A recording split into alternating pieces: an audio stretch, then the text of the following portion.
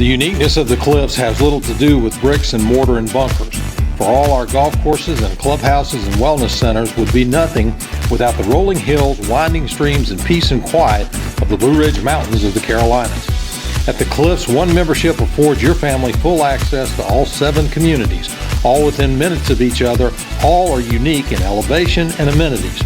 We invite you to see for yourself. Visit cliffscommunities.com today. Live in one community, play in all 7.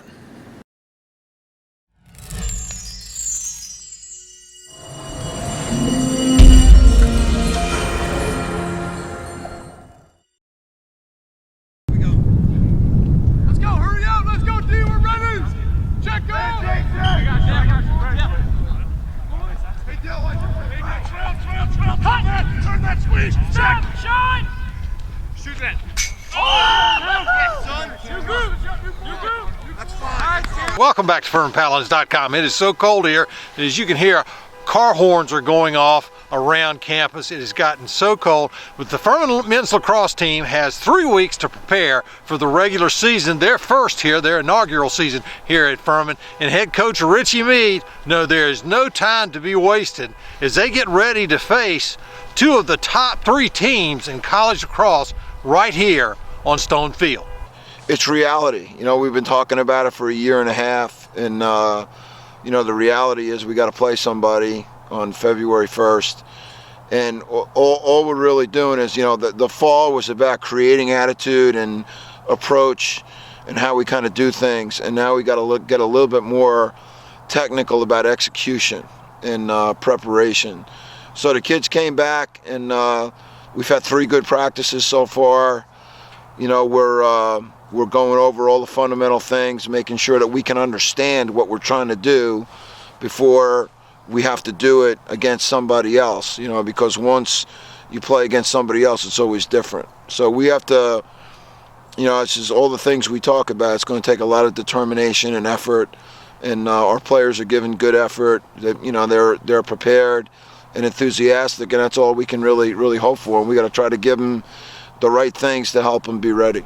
It's funny because coming off of a break, you know, we're obviously a little rusty. You know, everyone's been, you know, back to their hometowns and putting on a few pounds from the Christmas dinner weight. But, you know, it's funny because when we first got here, it probably took us about 2 weeks to shake off that rust. But this is our 2nd day, and we look just like we did 3 weeks ago. So, you know, everything's coming back much quicker. And we're, you know, it's funny. You know, you talk about camaraderie and teamwork, but really, it's just.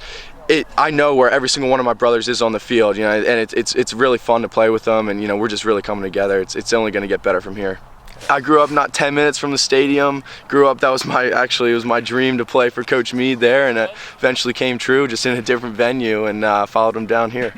I'm a defender, so basically what that comes down to is not letting them score, and the best way to do that is by communicating and working with my teammates, because one-on-one it's just not going to happen. At this level, you can't expect to beat somebody one-on-one on offense. They just have all the advantages, so you got to communicate and play as a team, as one whole unit, and that's really what team defense is all about, and that's what we pride ourselves on. A defender gets to hold a 10-foot pole, right? Is that 6-foot pole? And the purpose for having the longer pole, what's that for? We need a little bit of an advantage because, I mean, you can't, the quickness and the agility of the players at this level, the athleticism, it's just how fast this game is and how fast the ball moves. You need a little bit of a leg up on them just so you can get there. I mean, it's impossible to be able to get all over the field. It just, you know, you need something along with communication and, you know, helping your teammates out. And you can cheat a little bit, but I mean that extra few feet really helps you make it close on the assignments a little bit better. Yeah. You've got a very challenging schedule coming up. Yes, the rankings sir. Just released. We've got 2 of the top 3 teams coming to Paladin Stadium to play the Paladins here early on. Right. Talk about that. Well, the thing with that is, you know, it's definitely a little intimidating. You try not to focus too much on that. You just want to focus on getting better and, you know, getting ourselves in those rankings. But, you know, really it's just one of those things like, yeah, it's a ranking and it's cool. It's awesome for us to be able to say like we're playing this team and that team. But at the end of the day, I mean, we gotta come out and play like they're no other team, you know, just some other team that we're gonna have one more goal than they do on the scoreboard.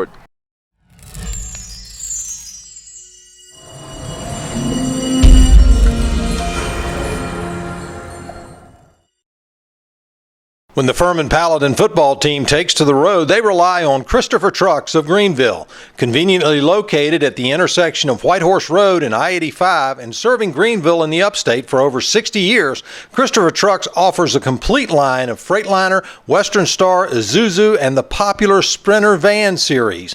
So when your team needs a truck, do what the Paladins do. Trust Christopher Trucks of Greenville.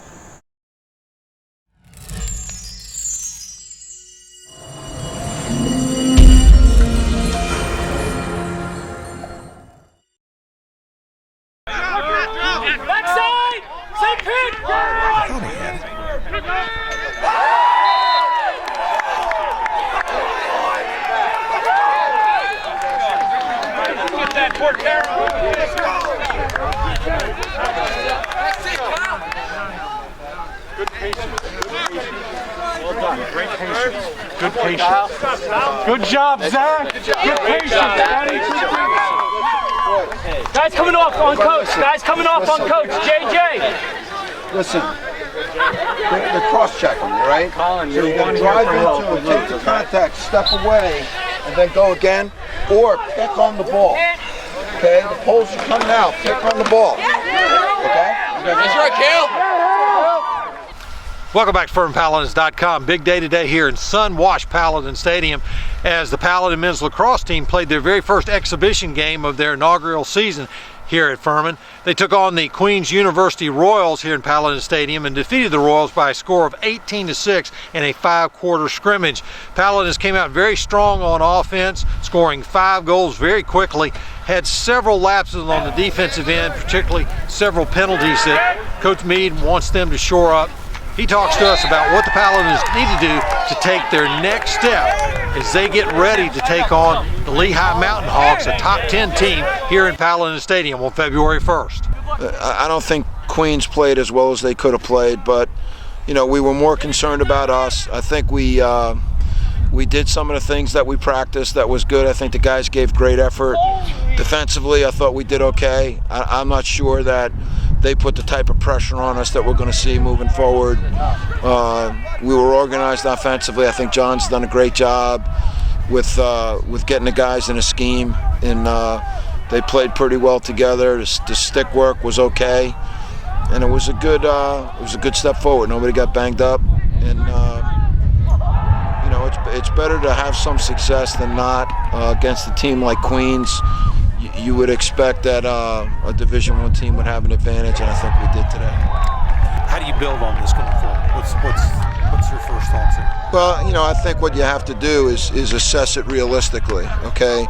You know, this is not the University of North Carolina or Lehigh University, so we have to overlay those type of expectations on what we see on the film. You know, all of this, Dwight, is about improvement. You know, like if you learn from what happened, we made a lot of mistakes today. We'll continue to make mistakes as it moves forward. You know, we got to have a healthy outlook at our team's development and be able to correct the mistakes and explain to the kids what they should have done in a way that they can understand it. It doesn't really matter what the coaches know. It matters what we can communicate to the kids, and that's how you build on it. You know, we have decent athletic ability. I mean, we're, you know, obviously, I don't want to say this, but you know, we're obviously a younger team, right? So, but we worked hard. They won okay. Made some good decisions today. Made some not so good decisions, but you know, it's January. We just got to take the next step and move forward and practice on Monday.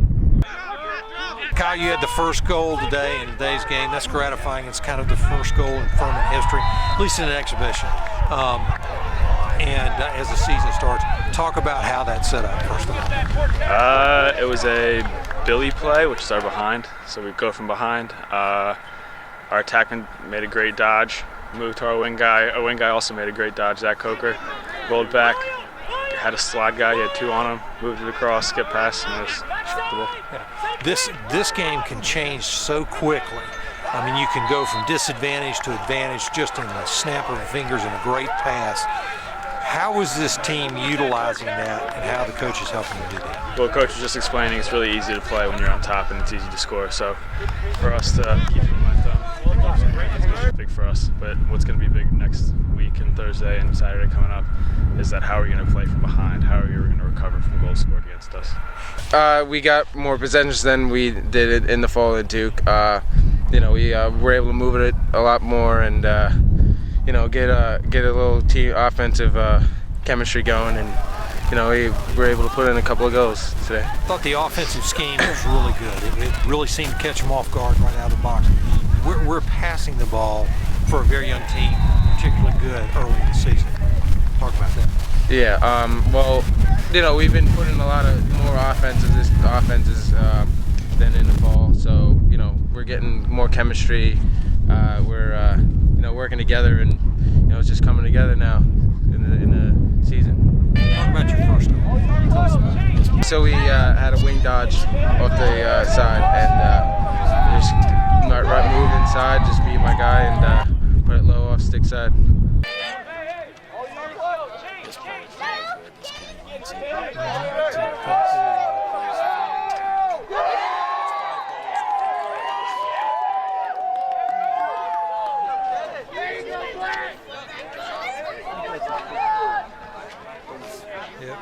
I'm Shannon Grace Mead. I'm Jillian Mead. Come see Furman's men's lacrosse play. That was bad, Shannon. That was horrible.